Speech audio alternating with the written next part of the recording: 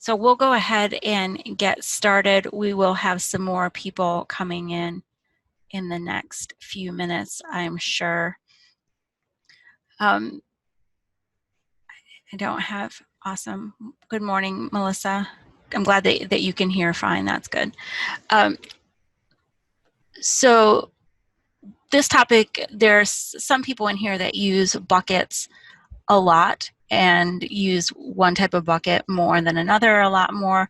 I do want to, of course, have this conversation about buckets, and I would encourage you to either put whatever feedback you have either into the chat box or just turn your microphone on when the time comes for that.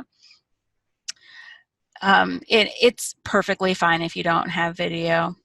I mean, some people just don't have it, some people just don't want it, and that's perfectly fine as well.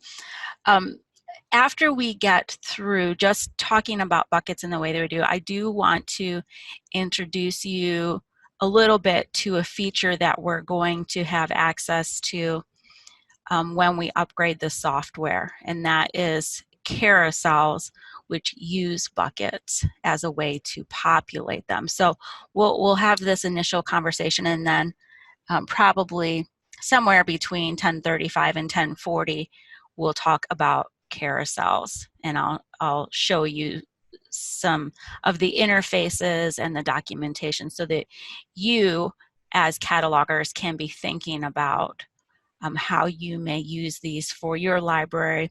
We'll be using them at the consortia level as well, but you'll have the ability to do things for your local library using carousel. So we'll go ahead and move on.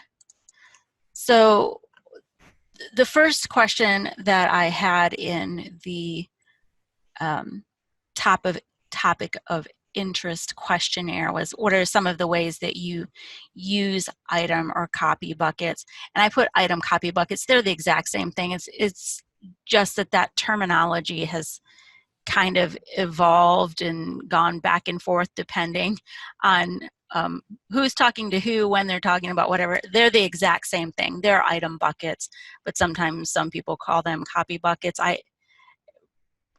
Somebody here, we're moving toward calling them copy buckets. I'm going to forever call them item buckets. I apologize for that. It's just, I mean, a decade of calling them that, so I can't change the name. But are there people here that refer to them more often as copy buckets than item buckets?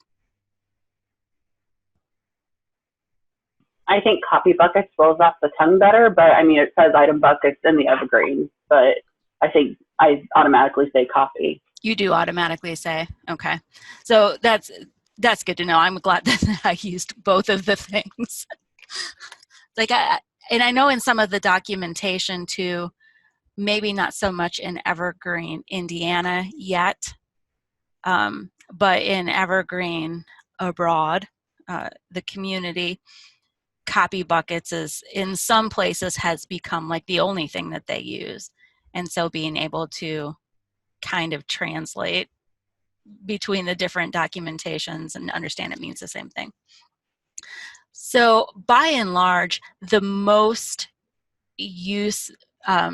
responses about buckets had to do with item or copy buckets. And I don't know that they necessarily get used more, they just get used in a lot of applications. So you can see some of the responses here, kind of the basic things of deleting, editing, keeping track of items, keeping track of items checked out to teachers. I didn't actually add this in here, but where it says keep track of items checked out to teachers, it was actually a children's librarian that was using that that item bucket for that. So it doesn't have to be exclusive to people in tech services or cataloging. It really can be any library person that is utilizing specifically item or copy buckets.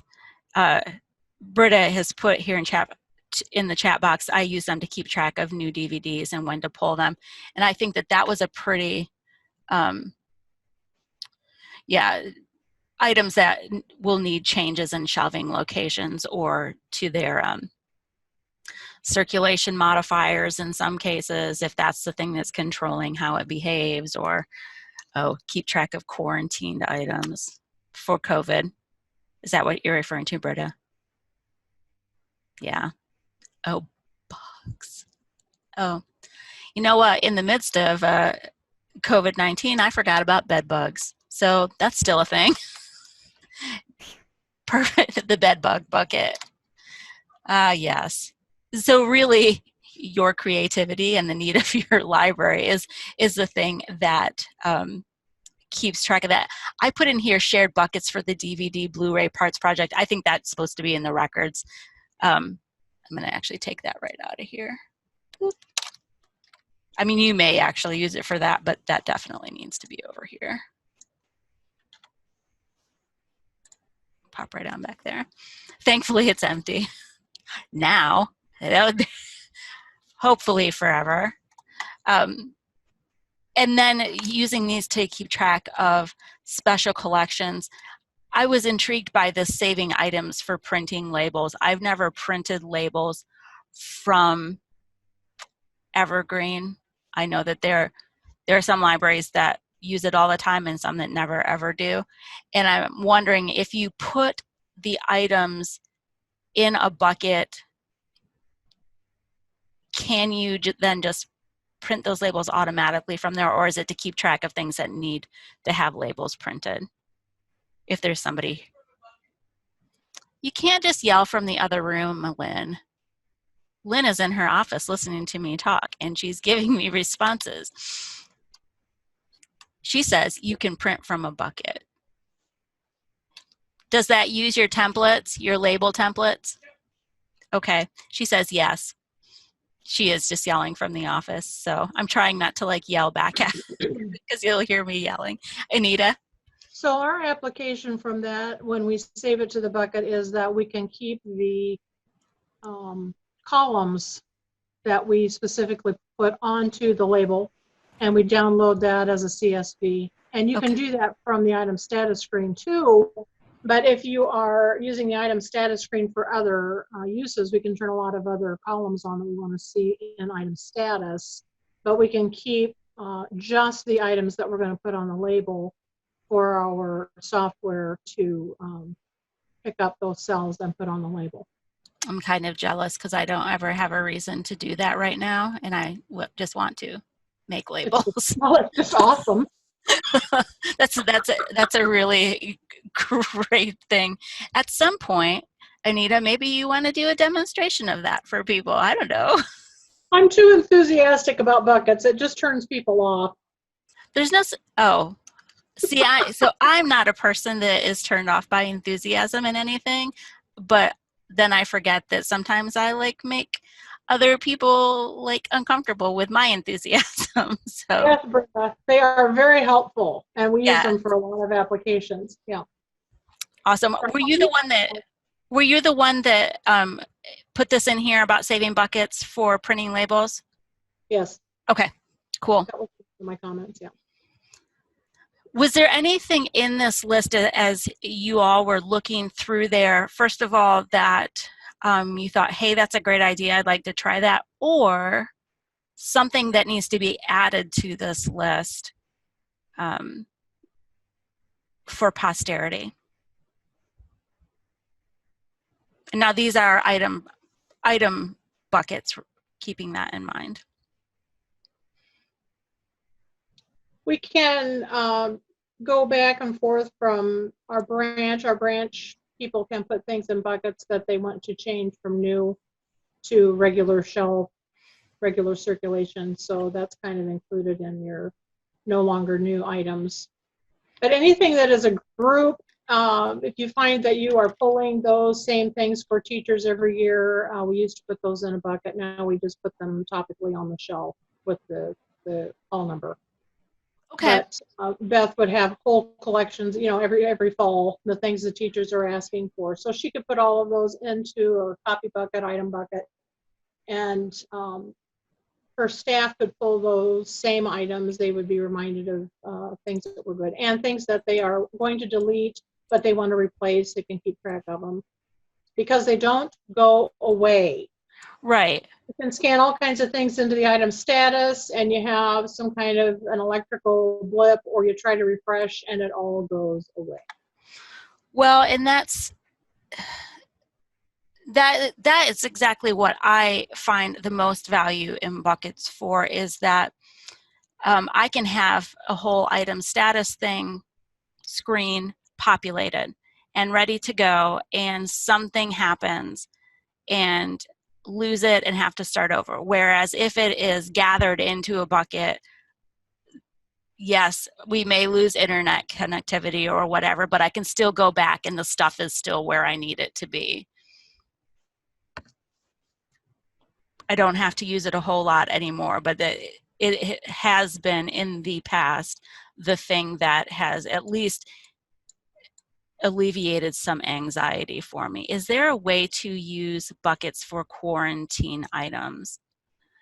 There definitely is, Cecilia, but is there somebody else that wants to speak to that if you're using buckets for quarantine? And I'm assuming you're talking about COVID-19 quarantine. Is that correct? Okay.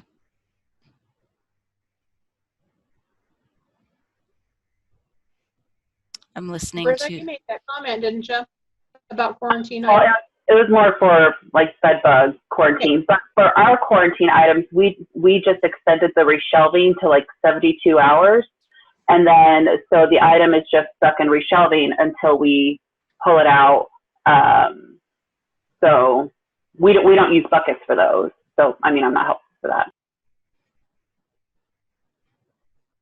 I think that one of the challenges of using buckets with the COVID-19 quarantine is that oftentimes you're not really touching them for that time, unless you're using RFID, which most libraries at this point in Evergreen are not. But if you were, you could use RFID for that without touching it.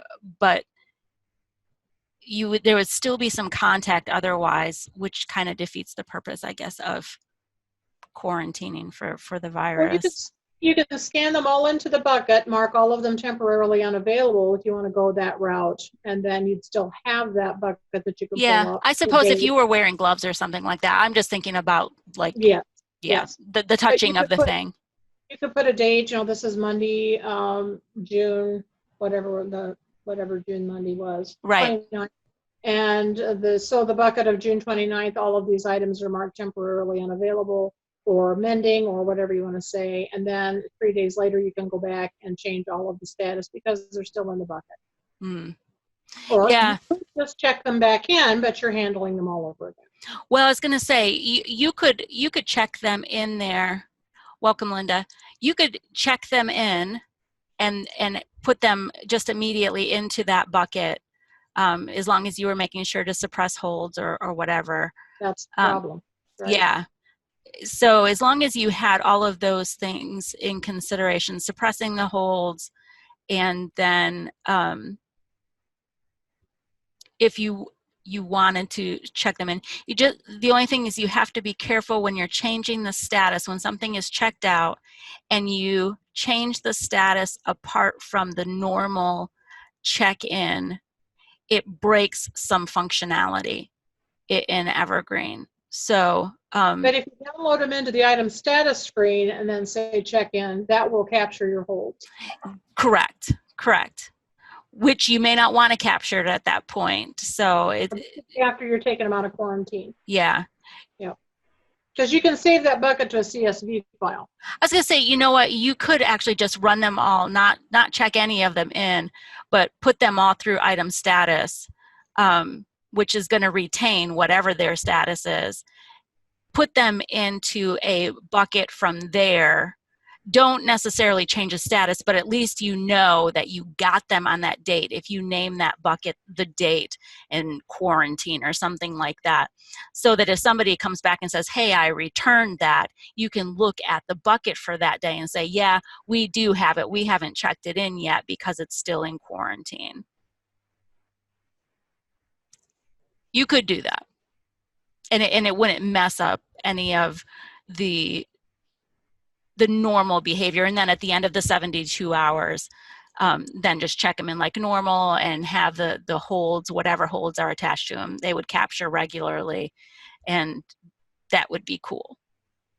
It was very nice when Evergreen had the due dates strung out to July, because it wasn't important to get it off of the patron account. But right. now if you've got overdues happening, you need to get it off the account. Well, and that, yes, definitely. I mean, and so if we're talking about, if you're a fine-free library, it doesn't matter as much. But if you are a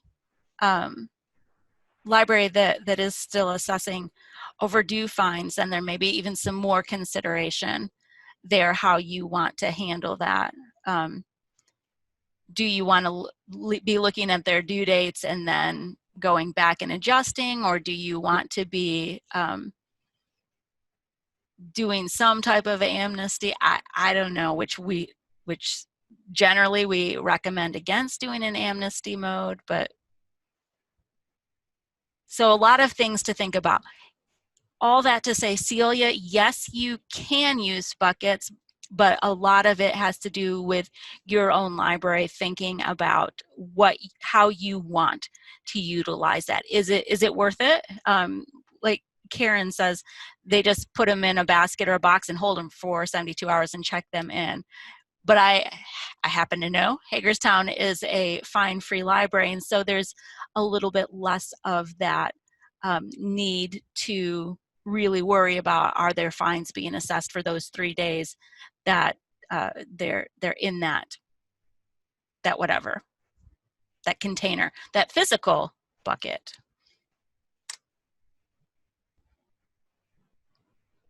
I don't know how helpful that was. I need to holler over at Lynn real quick, so I'm gonna turn my mic off for a second. Lynn shared with me her presentation for printing from buckets, and so I'm trying to get a hold of that so I can share that with all of you all too. Oh, does it have buckets in there though? Okay. Okay, I'm gonna move on. Anything else about item buckets right now? Questions or comments?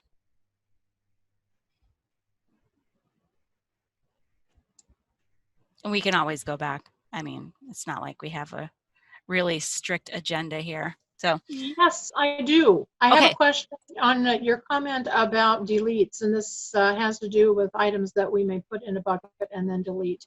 I believe it was a response that you gave about Cat2s not being able to batch delete. I don't remember that being the case.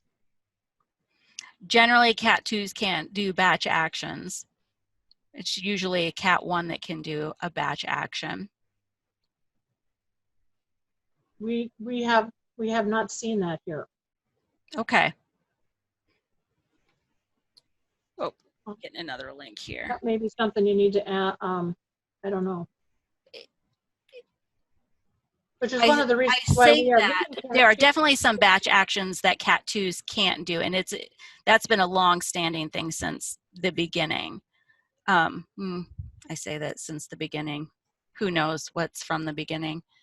Well, I was wondering if it was new, if that was something. No, not new. Because our Cat2s have not experienced that issue, but it's not to say that it might not happen. That's interesting. Because what has been traditionally, and somebody will need to correct me, but this has always been my understanding and my experience, is that Cat2s can essentially, and now we're not talking about like record creation or editing, but And maybe it does just have to do with records as opposed to items. Britta, I think you're going to be the one to correct me, or Shelley. That doing batch actions, whether it's in a bucket or item status, is reserved for Cat 1s. But Cat 2s can do them individually in either of those places. I don't know if our Cat 2 knows that they can use copy buckets to do mass deletes. I think what she usually does is just scans them all in item status and then just deletes them all there. But still does it as a batch, though. That I'm aware of. I haven't heard any issues that she's had. I could be completely wrong about that. And it may be such that I'm just thinking of general editing and not just the batch delete. Sorry, I'm gonna like yell to the other room again. You know, you can actually join our cataloging circle. Just a second. Melissa, that's always been my experience, and so I'm wondering if there's a bug or there's a what, and if it's worth tracking it down. Because things like a batch delete, especially for an item, a batch delete for an item for a Cat 2 is, in my mind, not unreasonable at all. Says Cat 2 can edit item bucket changes, Cat 1 can edit title and copy buckets. So that must be where the thing is. But I think that there still is a bit of a breakdown from the item status screen if you're doing a batch edit there, which would include a batch delete. So within the bucket you could do it, but not within the item status screen, which doesn't make a whole lot. That's been my experience, Lynn. I think it is a safety as not to accidentally, yeah, well, absolutely. Laura, are you shaking your head? Do you?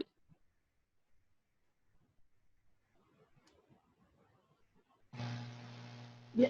Sorry. That's okay. I'm pretty sure that everybody at our library uses their Cat 2 to delete. We've got several people that use Cat 2 to in the item status. In the to do a batch delete of more than one thing. Yeah. Okay. Yeah. Yeah, I'm pretty sure that. Let me see if I can get this link to send. Okay. Yeah, I mean, I fully support that. But I do definitely remember a time when that was not as easy to do. So it's not always been that way. No, that was at one point in time you couldn't delete from item status when we That's true. Update. That's very true. I need to grab a link real quickly here and excuse me. So I'm actually going to get this out of your way. And we're going to go on to record buckets. These tend to, at least in my mind, have less things to do with them, but they're more, well, anytime you deal with a record, it's more impactful for the actual bibliographic database. And so even though there are fewer tasks, they get done a lot, especially this merging of records. Bob uses the editing quite a bit, but he doesn't use buckets. He just uses SQL. And then how many of you are actively participating in the parts project for DVDs and Blu-ray? And if you don't have your video up, or you can just put in the chat, or you can raise your hand, whatever.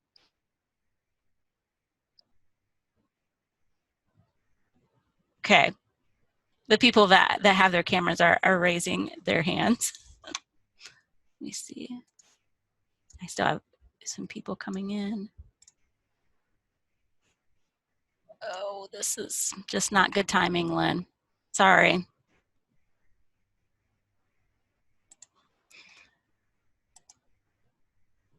Is there anything else beside these uses of the record buckets that you use them for?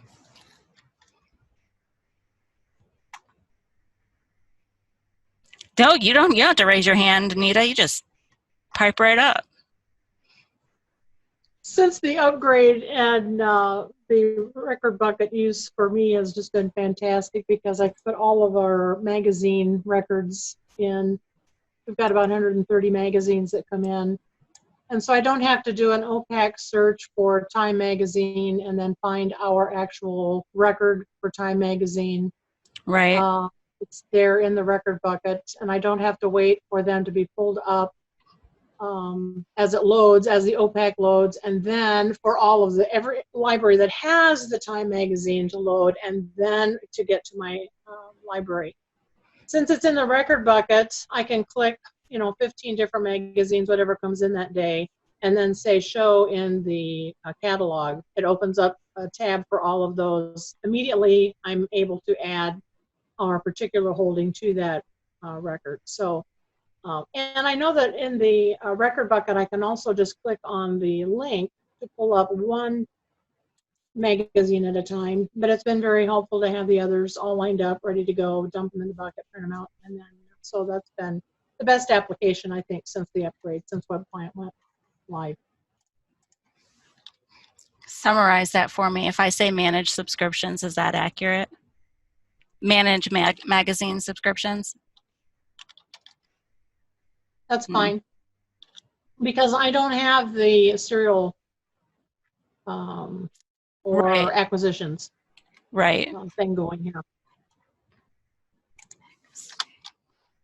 I created a dummy record for a dummy item for each of the magazines when we were using the copy buckets for that as a holding, and it told me how many issues I would get for the year, 2020.1 through 6 or something like that in the call number. And that's basically been how we manage the magazine since we don't have the serials module or acquisitions at this time. Does that sound right? Manage magazine subscription holdings in lieu of the serials module? Kind of. Especially since nobody else will probably do it anyway, but I have really benefited from that time saver. Yeah. Yeah, I could definitely see. Monica is storing records that were batch imported so that my acquisitions person has easy access to them. Yeah. I'm just copying and pasting that straight we dump ours out of a batch loader also. So they don't have to do another search looking for it. Awesome.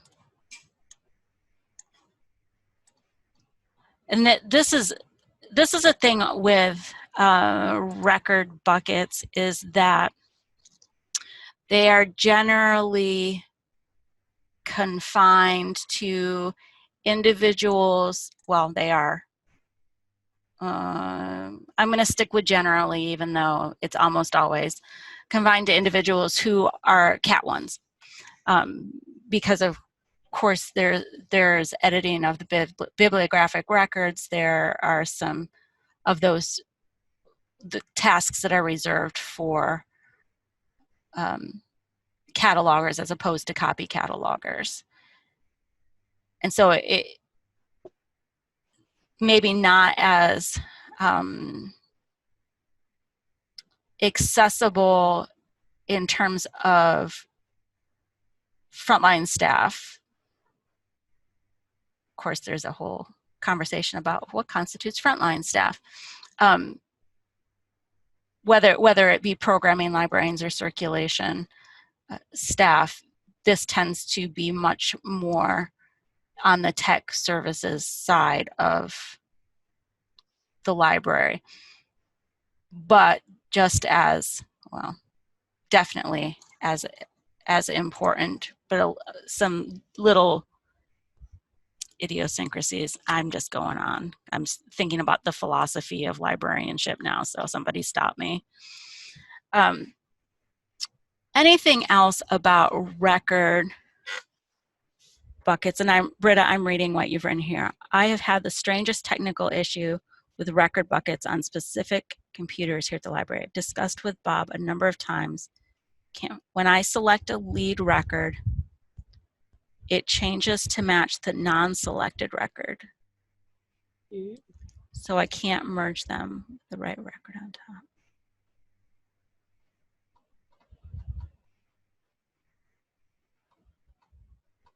Yeah, this has been happening, I think, off and on since we went to the web client. Yeah, I'm wondering if there's a bug.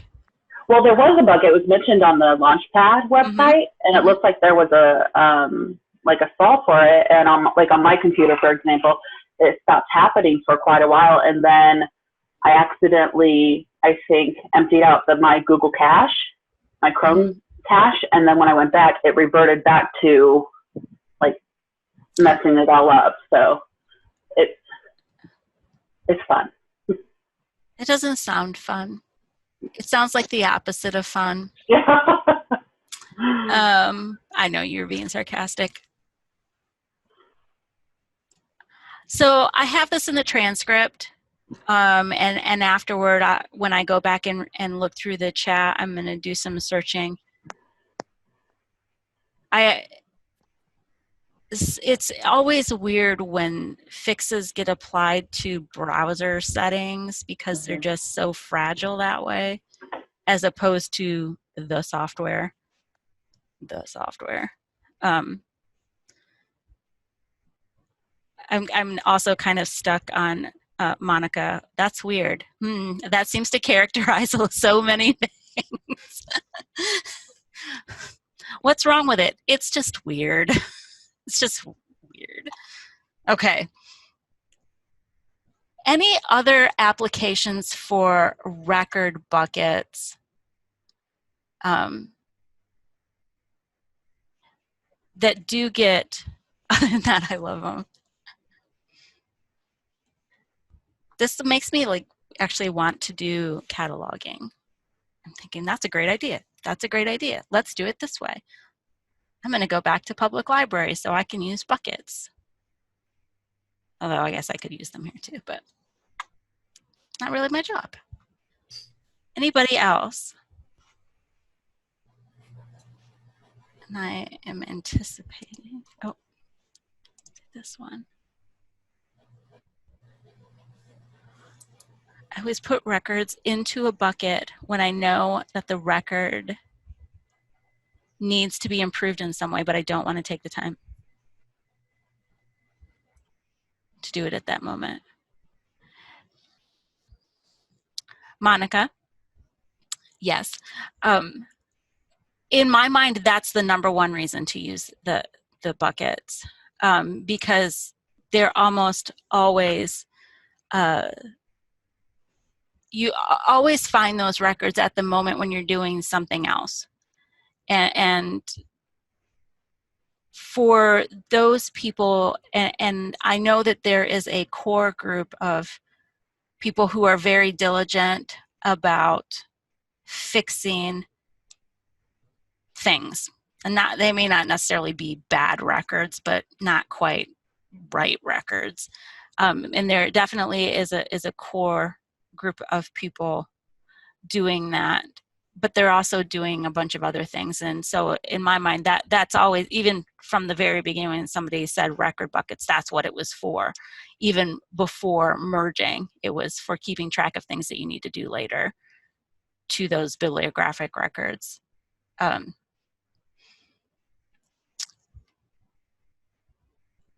Britta says, I always have to edit the record. I'm going to scoot this over here. So I always have to edit the record if needed when I add an item. It's a good idea to use the buckets when I allow myself to not be so strict. Monica, of course, will I ever get back to it? Maybe. I mean, but you can. And when you have the time, which is always a loaded thing to say, when you have the time, who has the time? But yeah, so I tend to be the same way when I have to add a record, whether it's via Z3950 or you're talking about batch loading or whatever, to fix it right away. But there are times when it's not necessarily so much about fixing it as adding quality. And so that record may be perfectly acceptable, have the right access points and things for getting it into the catalog and having people do whatever to it. But it could also have some additional things added to it, whether it's beefing up some of the RDA stuff. And there are other people who may have either more comfort, more time, more expertise, and so, which is the benefit of course having a shared catalog, is that somebody can be the starting point and then other people can riff off of it and make it, yeah. But the nice thing is, first of all, there's not a required time on this. I mean, you catalog, you get your records in however you get them in. I'm assuming that they're of a quality standard, and then depending on your library, your time, you can go back to them if need be or whatever. Yeah. I have to remove those pesky extra periods. Oh, I don't even want to get started on that baloney. Anyway, okay. So I do want to show you, and feel free if there's something that has been missed. And Susan, I see your hand up there. If you have a question or anything at any point, you can just throw it straight in to chat, or you can turn on your microphone and interrupt. It's not really interrupting, it's just joining the conversation, which is cool. So I did provide some links in here, and I know this is like the world's shortest little slide deck, but I will include this in the follow-up email so you have access to these links, which are basically, they're just to the chapters in the training manual. But then I also wanted to include the links to the documentation for the carousels. Now, carousels came out in Evergreen 3.3. We're using 3.2 right now. So we have not seen them yet in Evergreen, Indiana. There have been enhancements to them in each of the versions that have been released since. So when we do upgrade, this is going to be something that we have access to, and the carousel being that rotating, that's not that slide menu of book covers and titles that will be visible in the OPAC when people go there. So these are for the release notes, but I did also bring up, and first I'll show you a couple implementations of this if I get the right thing here. So this is SPARC, which is in Pennsylvania, and this is what their shared OPAC looks like. And you can, now I will say too that the carousels are going to look as they are configured. So if they kind of look, that's because they were kind of configured to look, nah. In this case, they have their carousel set to show 8 items at a time, and then you can scroll through. And another consideration, they have these non-book items, and this is one thing that is great in Evergreen, Indiana, is that you can take a picture and send it to Bob, and he's going to add it to the catalog record so that it would actually have, for this laptop number 5, would actually have a picture of something there. I don't know, somebody using laptop number 5 or the hotspot or whatever. And so it was definitely worth considering what the heck you're going to use this carousel for and how it's going to show up for patrons. Then this is, Shelley, yes. So, and I'm going to show you an example of that right now. So there are some, I'm going to actually show you the configuration for the carousels in just a second, but I want to show you the front side of it first. So this is Georgia Pines, and they have, I'm going to pop back here to, let's get rid of all that. I'll do it this way. So they have all of this. Obviously, this is stuck in my cache here. Okay, whatever, it's going to show that. There is a consortial level carousel if it's configured to be that way. But then they have this set up in Georgia so that you can go to the individual library and you can see then the new items from that, that library that are there. Now, there are multiple types of carousels, including ones that can be customized by your library, and they're going to take into consideration your physical location, your org unit ID, or I believe it will work with the short codes as well. Lynn, is that accurate to say? No, it's just the ID. So it will just work with the ID. Okay. So, but in this implementation, you can see that there is that first part of the local customization as well as the consortia level. So I'm going to not show you that because it's not working. I have so many things open in this other screen here. So this is the link to the documentation I showed you, and you can read through the different things. So there is some server administration that has to do with the carousel types, and that would be handled, of course, here. And then the carousels themselves and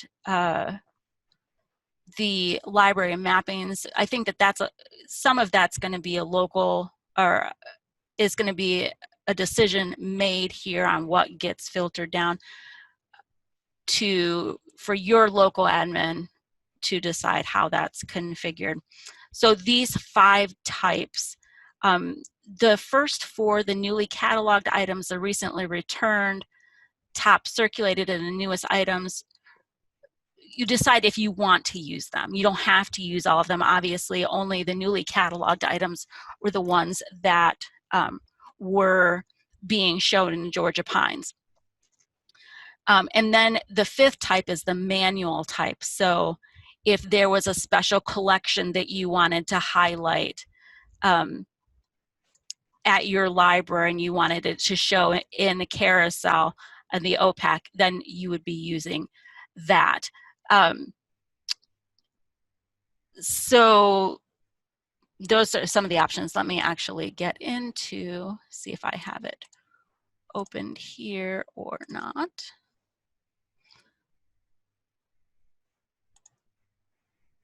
I have to make sure what thing I'm actually in. Okay, so let me show you the server administration first, and to make sure you guys are all seeing this server administration menu. Okay, fantastic. So what is decided here is what type of carousels are available, and you can see there are the 5 types that are talked about in the documentation. There could be another type that was established and that I'm not sure how that is going to happen in Evergreen, Indiana, how establishing those types are. But really that manual The carousel type, The right, carousel types will be established here at. right, Yeah. locally, but I'm not sure if it's something that will go through like the executive committee, if people are gonna talk about it in the cataloging committee or patron services, how that info, and it may not matter. It may start at one place and it may go through and then filter up and have the actual thing done. Yeah. If it needs to be done, it may not need to be done because of the manual application. So then in the local administration, there are two places to deal with this. There's the mapping, basically saying where is this carousel visible at, and there'll be some facilitation from here for that. And then the other being the actual carousels. Now, generally, this is looking at a consortium, and this is not Evergreen, Indiana. This is a test server, so that's why it looks like all of this. So imagine that branch 1 might be one of the branches of Morgan County Library. So say that this was the Martinsville branch, and so what then would be the carousels that viewed at that location? Would you include anything from the consortium? Would you include anything if there was like a bookmobile or something attached to that? Or are you going to be looking at, in this case, all of Morgan County, which would be the system, and then possibly all of the things from the branch in that carousel? So, and you can see then the different attributes to for each of those carousels. You can choose the type and then where it's actually from.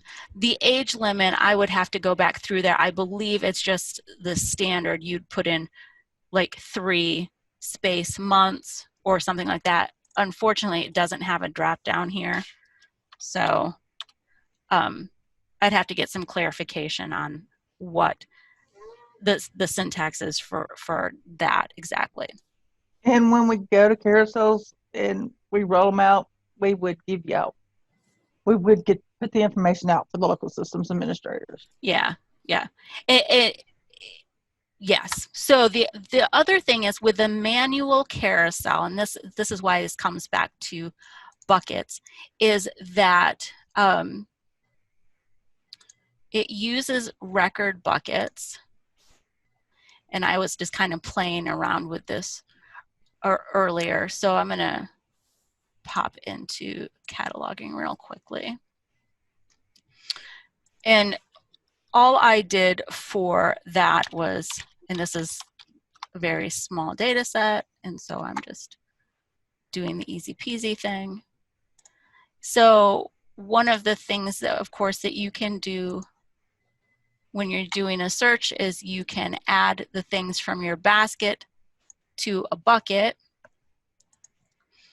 In this case, because I'd already established that record bucket for the carousel, it's already there, and I can add those to that, and those are going to populate that manual carousel that I had created.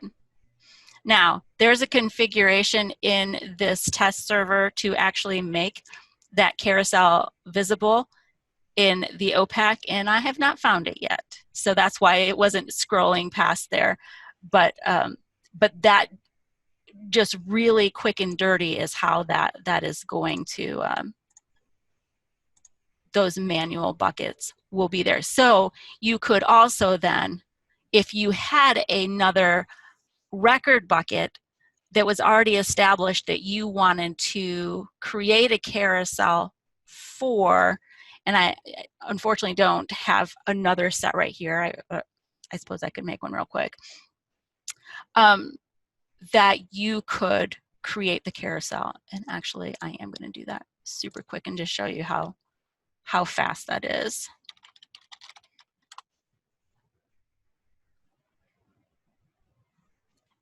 And that's interesting that it retained all that stuff. So we're going to add that basket to the bucket. I'm going to say another test carousel.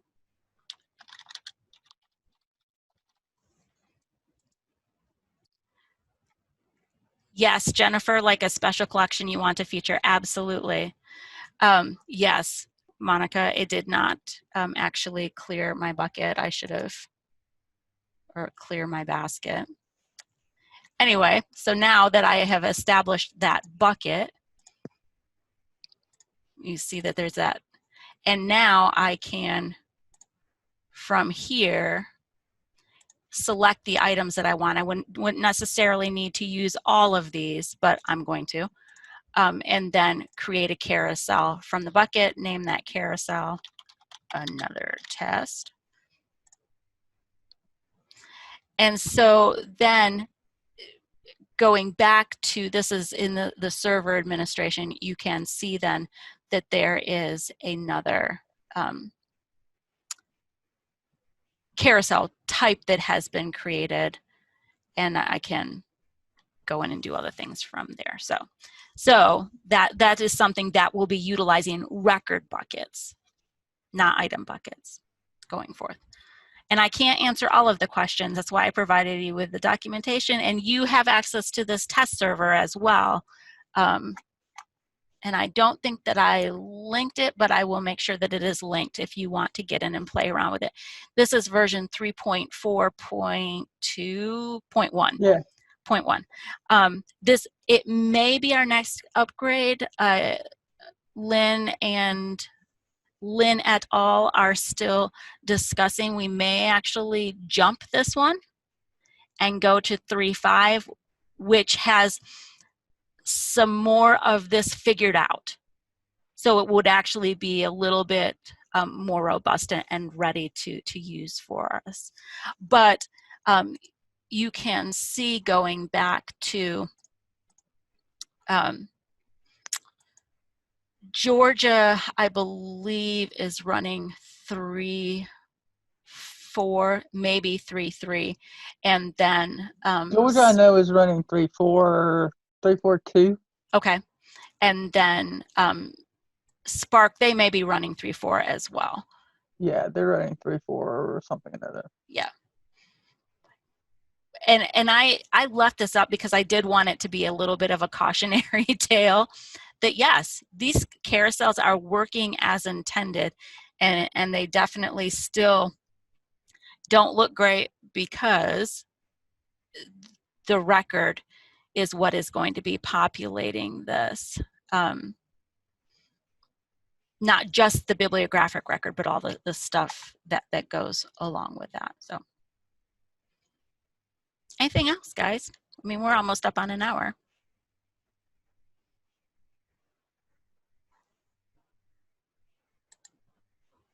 Anything that I missed?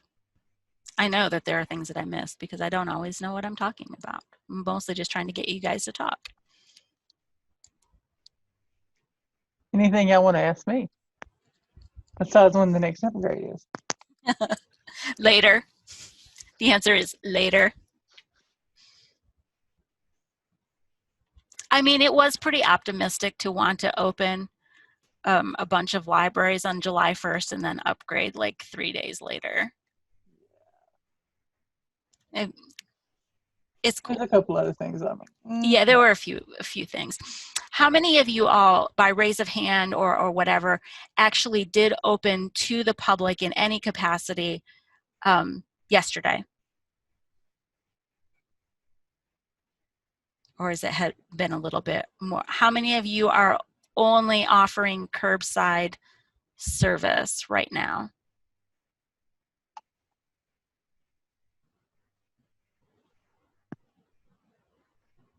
We've been open for limited hours for the past month. We opened in June. Okay. Curbside until June 15, Celia, or, oh, I see. You've been open since June, limited hours, and okay. We've been open since, I think, May 11th with limited hours, and then we moved back to our normal hours, I think, at the beginning of June. Okay. And we offer curbside if they request it. Okay. Have you had a lot of people request it? Not since we opened to the public. There were, over the last couple of weeks, it's definitely declined a lot more. There were still several who were a little worried, like some of our more senior patrons were a little more wary about coming back in. Awesome. It looks like most people opened kind of around the beginning of June. Maybe it was more so for us, Lynn, with the extended due dates all coming down yesterday. Yeah, that, I mean. Yep, it's a big deal. So this is off topic a little bit, but we have a second and I'm curious. How many of you are going to continue offering curbside forever? Oh, I don't know. Judy? How many, I mean, you may not know, but I'm sure it's the director call. Okay.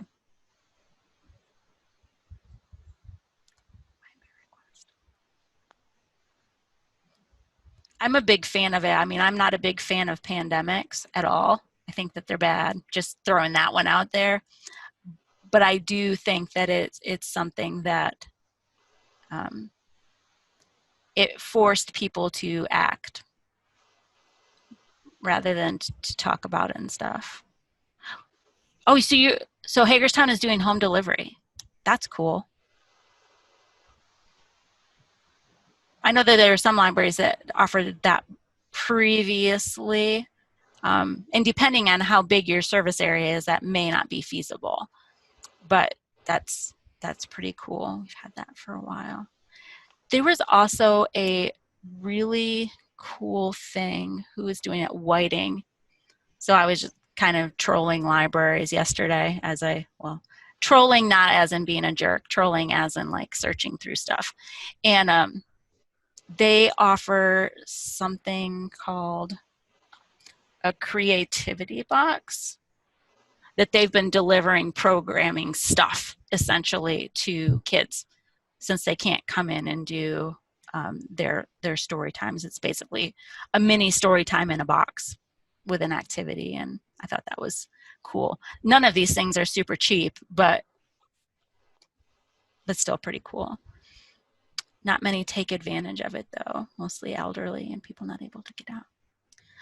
Well, all that to say, it is time, and I think you guys are doing an awesome job. Thank you for all the work that you have been doing in the catalog. Those of you who have been working on the parts project, which we'll be talking about at the next meeting, next cataloging circle, and then also talking about at the summer workshop on August the 4th. Yes, August the 4th is going to be a 2-hour summer cataloging workshop that will also be talking about parts, not necessarily just monographic parts, and I just need to remove that word from there because it's not just that, it's parts in general. And yeah, keep on keeping on. If you need anything, you know where I am, and I will have stuff sent out to you. Have a great afternoon.